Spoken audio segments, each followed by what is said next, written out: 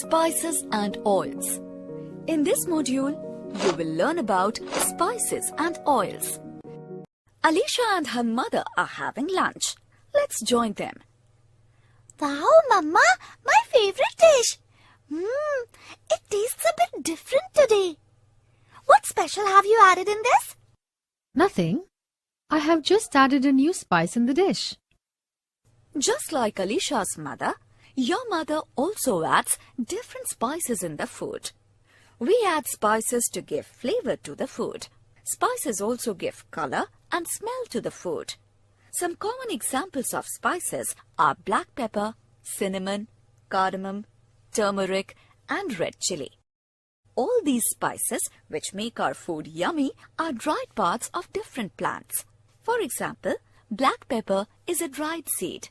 Red chili is a dried fruit. Turmeric is a dried root. Cinnamon is the dried outermost part of the stem, which is also called the bark.